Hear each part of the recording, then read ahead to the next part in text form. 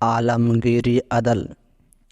حضرت عالمگیر رحمۃ اللہ علیہ ایک رات آرام فرما تھے کہ کسی فریادی نے شاہی محل میں لٹکی ہوئی زنجیر کو ہلایا۔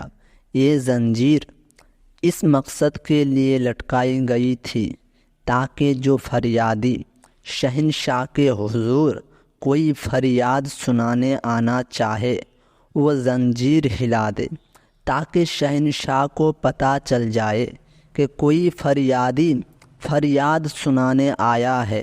زنجیر ہلی تو حضرت عالمگیر فوراً قلعہ کے دروازے پر تشریف لے آئے اور حکم دیا کہ فریادی کو حاضر کیا جائے۔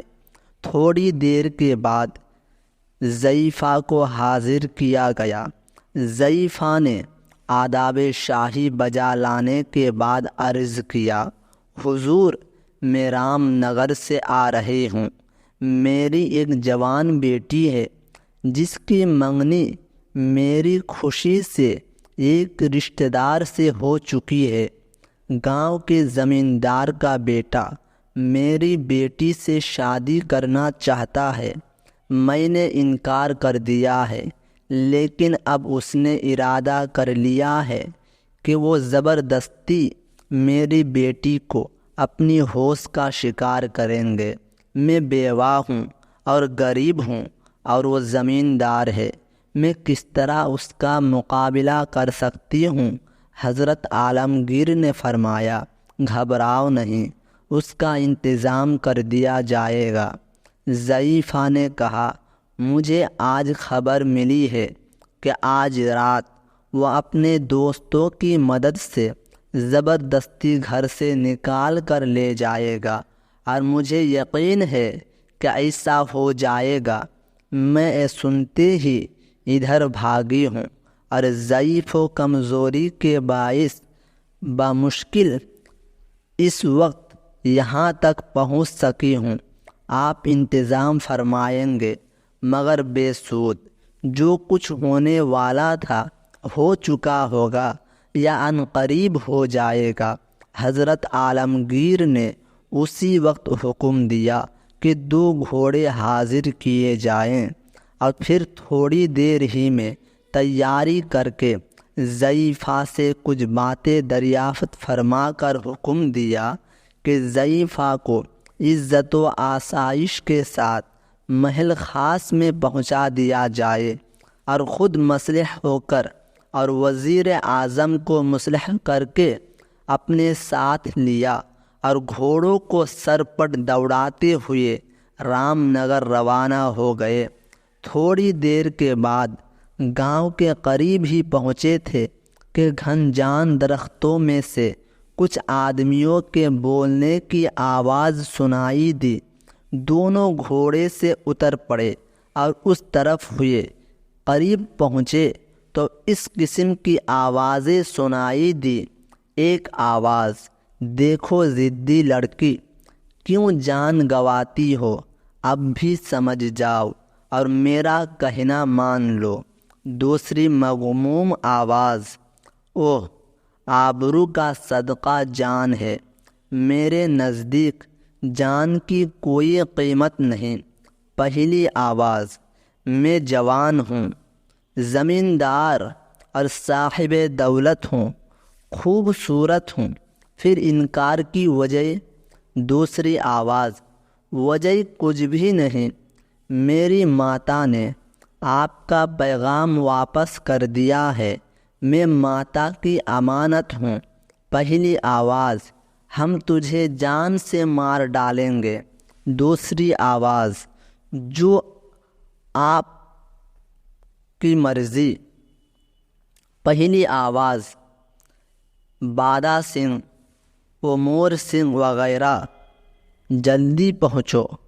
اس آواز کو سنتے ہی بہت سے نوجوان ادھر ادھر سے نکلے اور یہ حکم پا کر کہ اسے مارو، اس لڑکی پر حملہ کر دیا، اور قریب تھا کہ اس بیچاری لڑکی کو ختم کر دے کہ شہنشاہ عالمگیر اپنی تلوار سونت کر وہاں جا پہنچے اور بادل کی طرح گرج کر فرمایا خبردار، اور پھر بادشاہ وزیر دونوں نے ان بدماشوں پر حملہ کر دیا۔ زمیندار کے گروہ نے شہنشاہ کو اس لڑکی کا ہونے والا منگیتر سمجھا اور دل کھول کر مقابلہ کیا۔ گنواروں کی ہڑبونگ اور لاٹھیوں کی بوچھاڑ نے شہنشاہ اور وزیر کو زخمی کر دیا، لیکن اقبال شاہی اور اسپہانی تلواروں کی کاٹ نے آخر کئی ایک کو موت کے گھاٹ اتار دیا اور کتنوں ہی کے پاؤں کٹ گئے، باقی سب لوگ بھاگ گئے۔ زخموں میں چور شہنشاہ نے اس لڑکی کو، جو اس منظر کو دیکھ کر بے ہوش ہو چکی تھی، گھوڑے کے پیٹھ پر ڈالا اور پیچھے آپ بیٹھ کر واپس روانہ ہوئے۔ وزیر بھی زخموں سے نڈھال ہو چکا تھا، بادشاہ اسے بھی سنبھالے ہوئے آ رہے تھے۔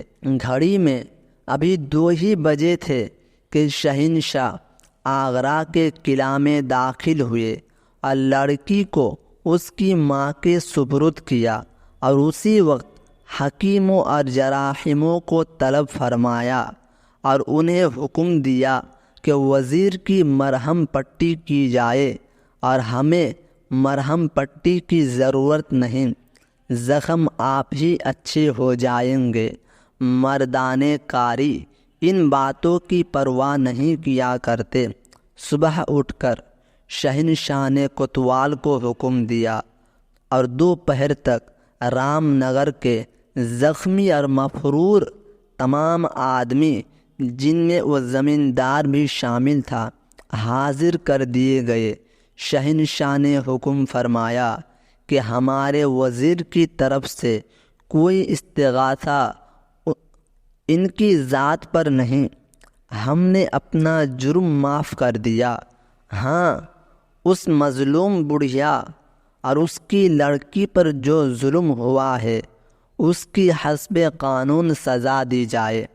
ضعیفہ کو 500 اشرفیہ عالمگیر رحمۃ اللہ علیہ نے خزانہ شاہی سے دلوائے، اور جب اس لڑکی کی شادی ہوئی تو شہنشاہ اس شادی میں شریک بھی ہوئے۔ حضرت عالمگیر علیہ رحمہ بڑے ہی خدا ترس، عادل اور غریبوں کی ہمدردی رکھنے والے شہنشاہ تھے، اور آپ بلا امتیاز مذہب و ملت مظلوموں کی حمایت فرمایا کرتے تھے، اور رعایا کی خبرگیری و راحت کے لیے اپنی نیند تک قربان کر دینے والے تھے، اور بڑے جواں مرد اور بہادر تھے۔